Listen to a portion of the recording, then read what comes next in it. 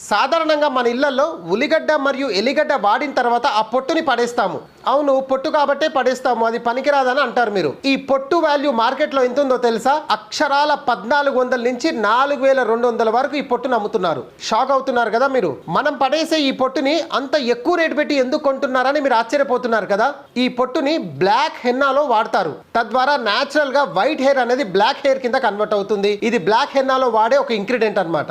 ఈ వీడియోలో white hair తో సఫర్ అవుతున్న వారికి ఒక అద్భుతమైనటువంటి హోమ్ రెమెడీ చెప్తాను. ఈ రెమెడీని వాడటం వల్ల వైట్ హెయిర్ ని ఎలాంటి కెమికల్ లేకుండా బ్లాక్ హెయిర్ కింద కన్వర్ట్ చేసుకోవచ్చు. హెయిర్ ఫాల్ ని కంట్రోల్ చేసుకోవచ్చు. డాండ్రఫ్ ని కంట్రోల్ చేసుకోవచ్చు. ఈ ఒక్క రెమెడీ వల్ల ఇన్ని ప్రయోజనాలు ఉన్నాయి. ముందుగా రెమెడీని ఎలా తయారు చేయాలో చెప్తాను, వీడియోని జాగ్రత్తగా చూడండి. ముందుగా ఒక పాన్ పై ఉల్లిగడ్డ పొట్టు మరియు ఎల్లిగడ్డ పొట్టుని బాగా నల్లగా అయ్యేంత వరకు వేయించండి. తర్వాత దాన్ని మెత్తని పొడిగా చేయండి. ఆ పొడిని జల్లెడ పట్టండి.